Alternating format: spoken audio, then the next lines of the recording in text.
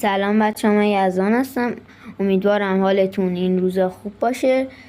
من اومدم بهتون یاد بدم که چجوری گانتون رو گلد کنید.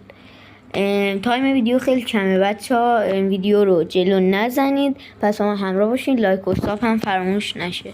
شما برای اینکه مثلا هر گانی که میخواین گلد کنید میاین به این قسمت، مثلا به این قسمت دیگه اینجا میایید. اینجا زده تو حالت عادی باید 600 نفر رو بکشیم، چه با ایم چه با هیپ فایر. هیپ فایر هم یعنی اینکه بدون ایم بزنید دیگه، همینجوری تیر رو ول بدین. این هم که فقط با هیپ فایره. اگه میخوایم بدونین که چند تا میخواد که تایتش بزنین، این راست پایینیه. این خب این هم که باید از فاصله دور بزنین. این 80 تا باید بزنین، تایتش من 29 تاشو زدم. ناکنین اینجا خوش به انگلیسی نوشته دیگه، انگلیسی بلد باشین دیگه لازم نیست بریم ویدیو رو ببینیم.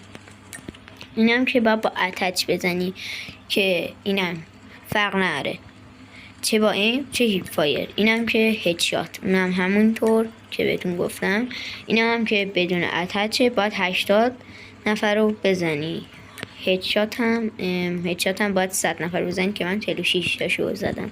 بعد که اینو کامل شد، اینو که میبینید واسه من آبی یا توسی یا هرچی، اون زرد میشه براتون. بعد اینو بزنید، بعد گلدیشو دریافت میکنید. تا آموزشای بیشتر پیج منو ساب کن. اگه میخوای بدونی چجوری میتونی دایموندش هم کنی، چند روز دیگه من ویدیوشو میذارم. بابای.